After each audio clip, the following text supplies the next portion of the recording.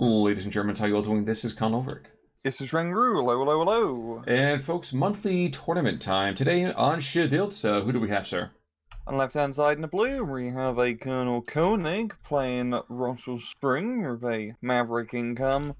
Right-hand side in red, we have a PUriTanner playing Bakhtina, also with a Maverick income. So, I mean, right now, of course, we have all the village people over on the right-hand side. But on the left-hand side, Rosselsprach, I mean, this feels like the monthly tournament must have been, you're not allowed to have real tanks. Mm-hmm. This is an infantry fight. Oh, it's very much an infantry fight. I mean, and up top, I mean, this is how you know it's an infantry fight. When a 47 Mike kind of, scout car is scary, that's how you know this is an infantry fight. Yeah. And we're seeing already PUriTanner. I think he was trying to hopefully rush to the position where the machine gewehr was, but, well, that AG-18 in the scout car did stop him, and he's popped a lot of smoke very effectively to keep his troops alive, but... Oh, I guess he's going to be waiting for SD2 to come up to clean them up.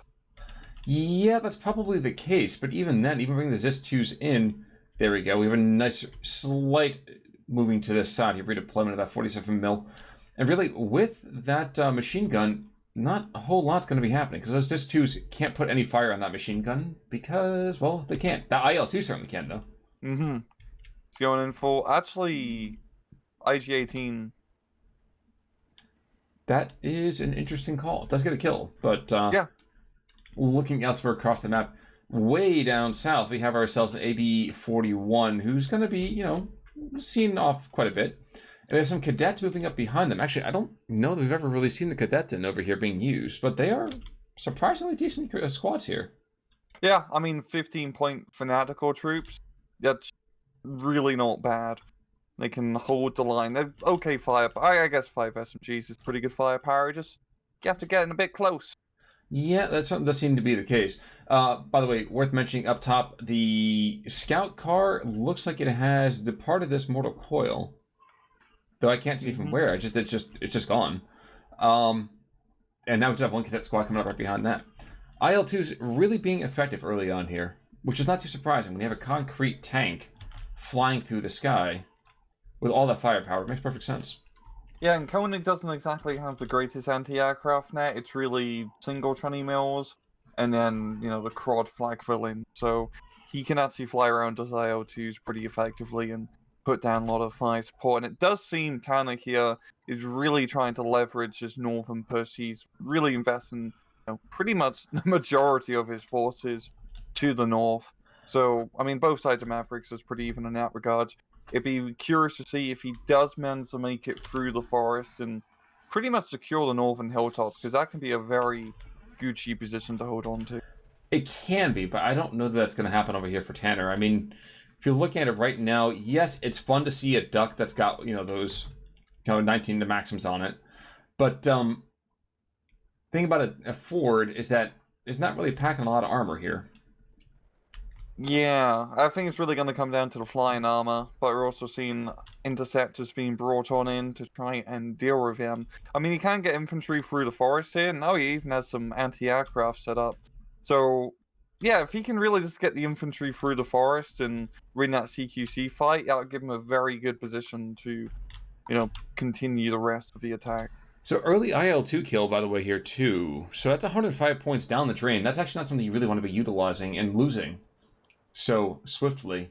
You can see right now already, Colonel Koenig, 15-9. It picks up kind of some of those flags over here right along the midline, although that's going to be maybe minorly reconsolidated. I don't know.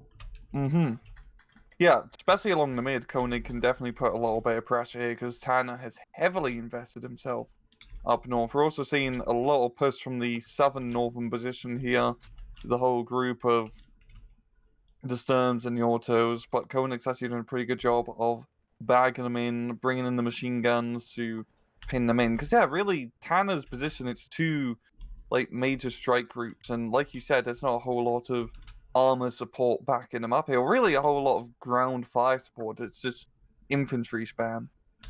It very much is, and one thing actually you have to go and just respect here is that while Rosselsprach is largely just a division with a really, really fun name to say, there is some hidden power here and there. And I have to kind of say, like, I have to really appreciate those Czech machine guns. They're cheapest chips, to use your old term there, and they're pretty solid for what they need to do. Mm-hmm.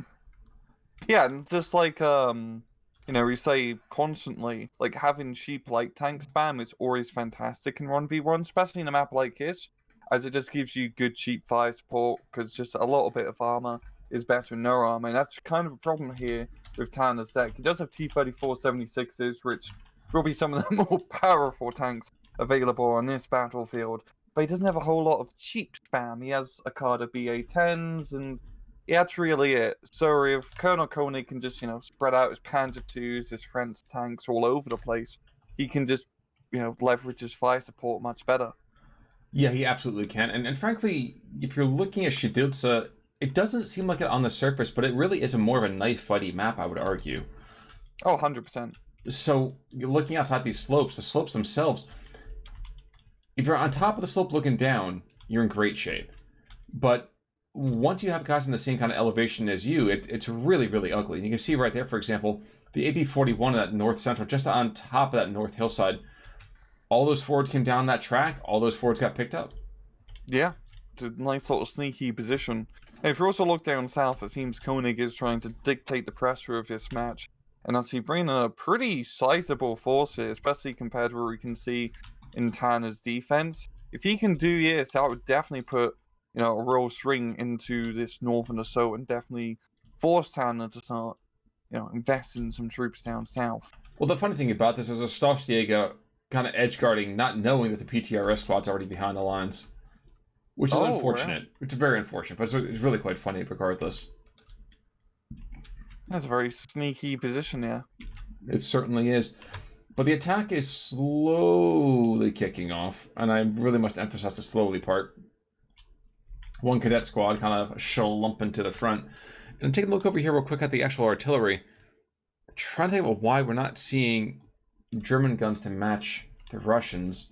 And it's because they don't have any right now. So that's a bit of an issue. That 105 has already actually demonstrated its worth on the battle space by engaging and taking out a good chunk of that Czech machine gun. Yeah. It's going to be really down to Tanner here to use his artillery quite effectively to make up for the lack of light tank direct fire support.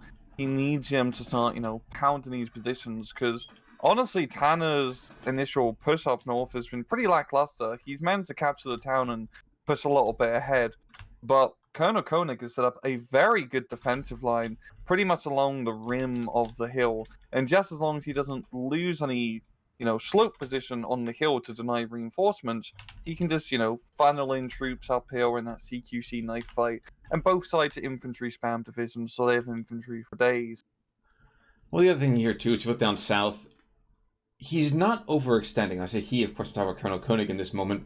He's not overextending. He's coming up, he's taking a flag, he's bringing troops to consolidate. He's coming up, he's taking a flag, he's pushing troops to consolidate. It was a 14-10, now it's a 13-11 going the other direction here.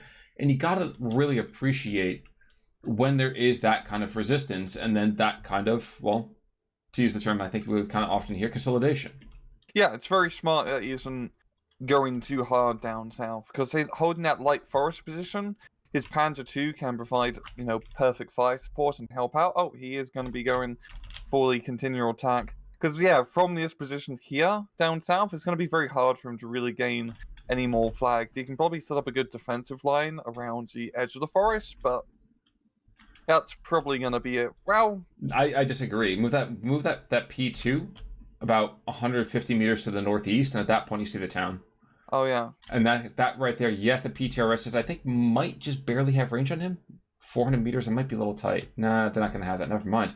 So, yeah, he can come up, get eyes on, and start absolutely pounding that town. So, I mean, there's a lot to celebrate, I would argue. Mm-hmm.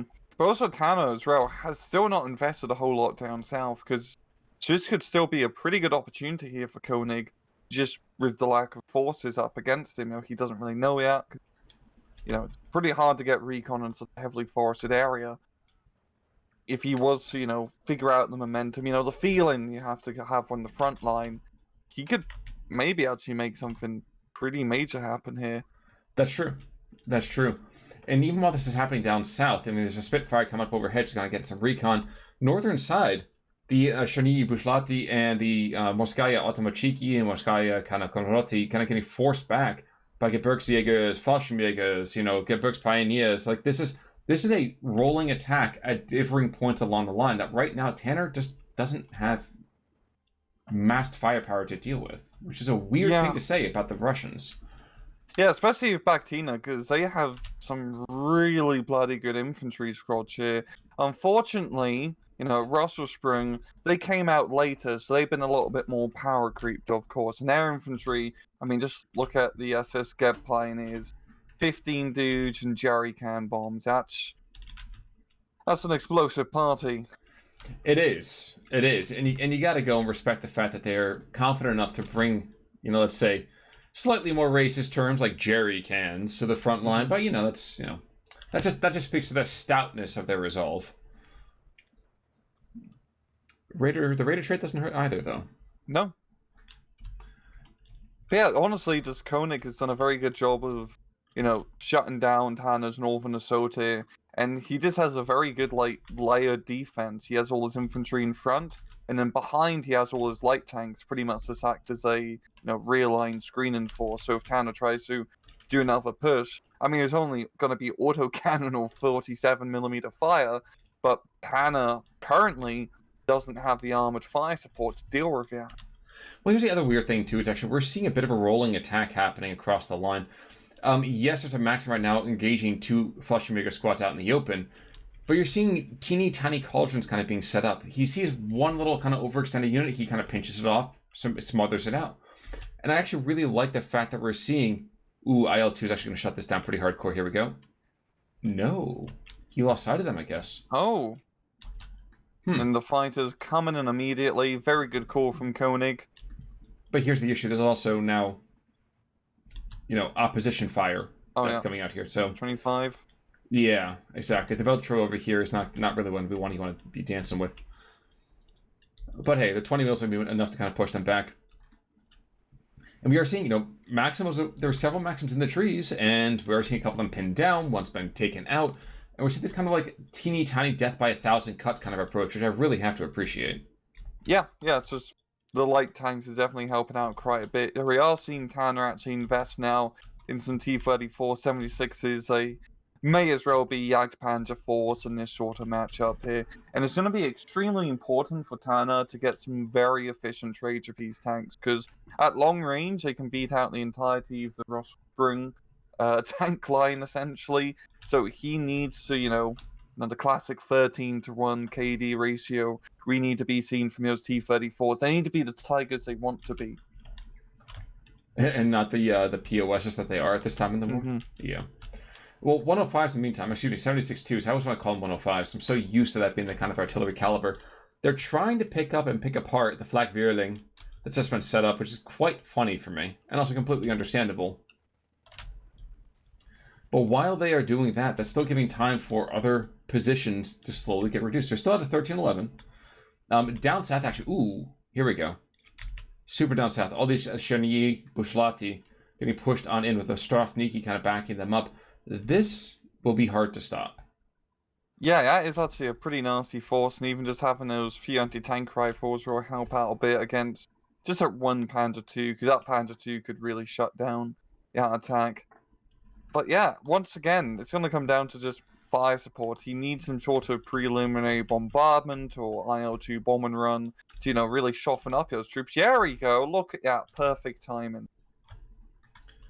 Now, the issue here, though, is if these cadets can take out the Otsnas in the northern part of this forest, they actually could theoretically get into a position to engage the Chernihiv Bushlati while they're actually out in the open.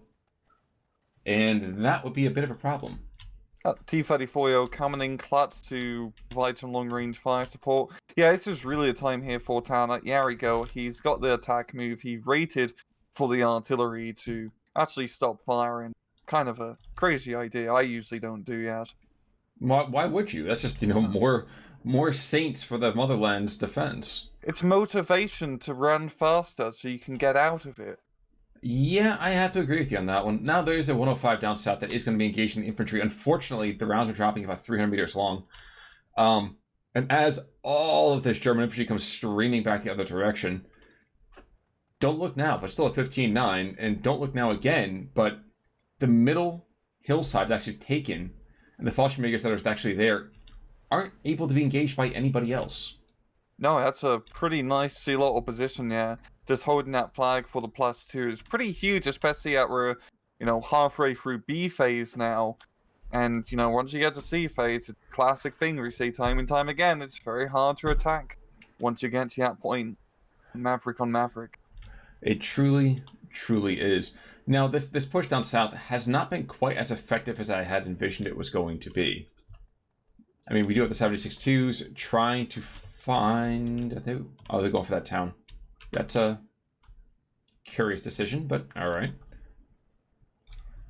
Leaving behind one by one all these kind of valiant squads are getting killed. And even more so, there's a Pack 40 might be able to engage this T-34 out in the open. And like you said, those things might as well be, Jagdpanzers or Hetzers or King Tigers, but there still are only potentially 12 of them. Yeah, which is not a whole lot, considering that's your only, proper tank available in your entire division. And Rosselsprach may not have the tanks, but as you can see, they have Pack 40s. And Pack 40s are pretty good at blowing up T-34s, if I recall. Yes, they are. And if that's not the case, they're going to bring in death squads of AB-41s, which is about the same thing.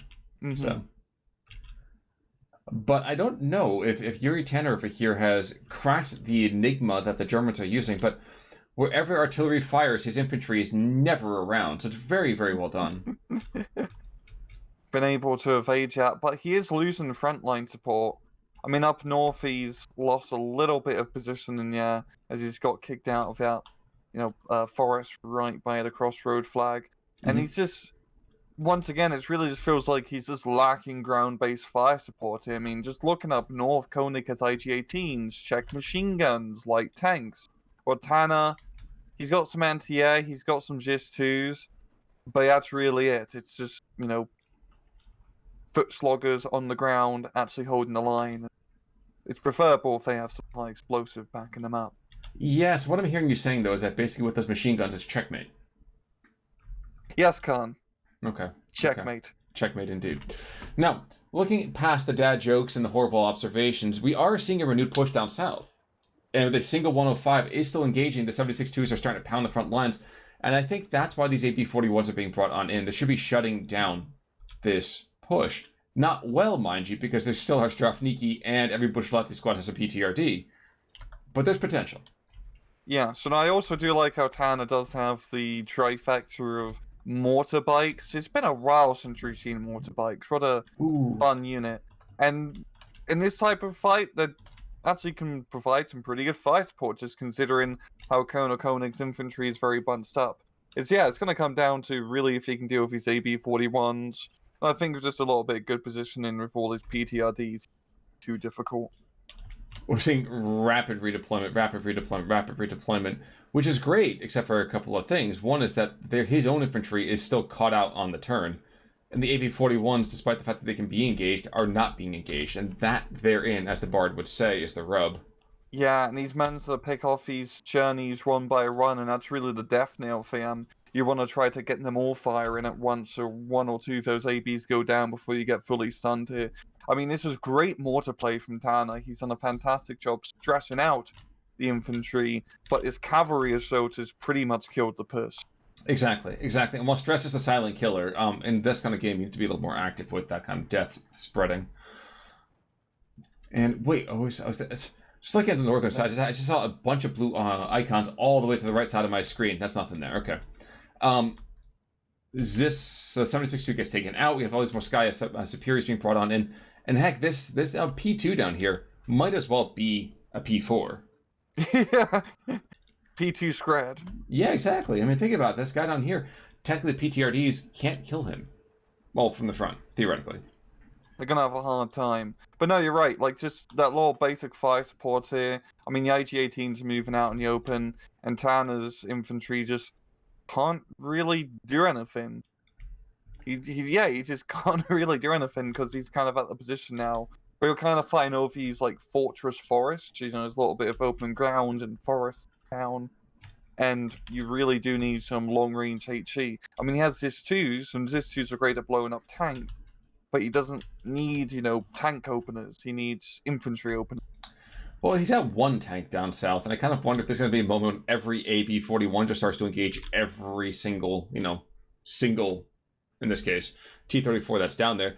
But they see him, so everyone is running for the hills. We have like 7 AB-41s bolting back west. Run away! Exactly. They bravely turned and fled. But no, they did their job. They came in, they did the cavalry charge, and it's actually kind of rare seeing a Steel Division 2 player actually try to preserve their units' lives. I'd be curious to see if he actually redeploys them to do some. You could probably do like a cheesy push up north and try to get up the hill.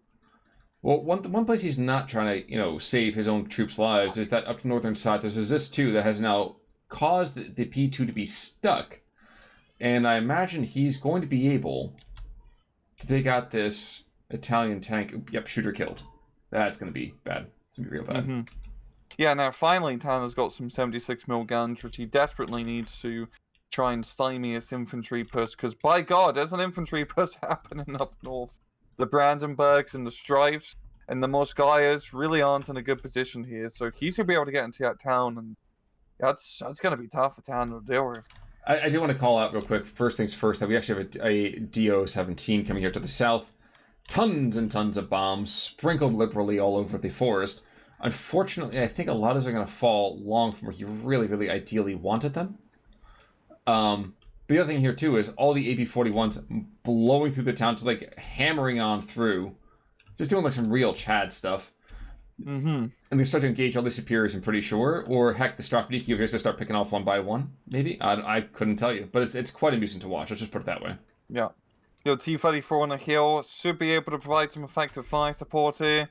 He just needs to keep on charging. They're like sharks. If they stop, they're going to die. Exactly. It's like I'm watching a gangster movie. It's just like, okay, boys, run and gun. Just get out of here. Unload the Tommy gun.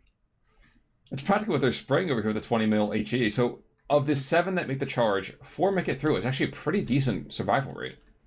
Honestly, not bad. And at this point, if you were to spread them out guerrilla warfare style, put them in the light forest and just be a pain in the ass, that would actually be pretty good value out of him. What is he doing? He's going to go north. I was going to say, I was hoping he was going to do that. Because I was like, if he takes the artillery park, that's going to be amazing. Yeah. And Tanner now, he needs to get the recon planes up to know what the hell his guerrilla force is doing behind his lines. Well, and that's the thing, isn't it? So if you go south, there's the mortars. That's still very, very valuable. Just less valuable right now than taking out the artillery park. He goes north, takes out the artillery park. That gets real dicey real quick. Mm-hmm. And they're already starting to see the strokey SVTs. So he's just kind of lofting some rounds downrange, just saying hi to people. And the SVT Strelkies are not going to be able to be, enough. Not by any stretch of the imagination. And this is kind of the problem here for Tanner. He doesn't have anything really cheap or effective to deal with this. He doesn't have 45mm guns. He has some T-34s, but he's been through a lot of them. No. Okay, he does have some Su-57. I was literally going to say, the Su-57s would have been perfect for this. This is what they're made for. Yeah.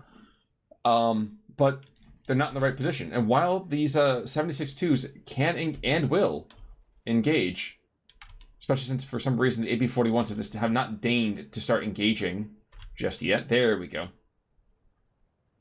Oh yeah, I forgot the 76-2 is pretty much an anti-tank gun. That's exactly what it is, yeah. It has a slow rate of fire, as we can see. And Koenig is actually going to kind of make it back to his front line.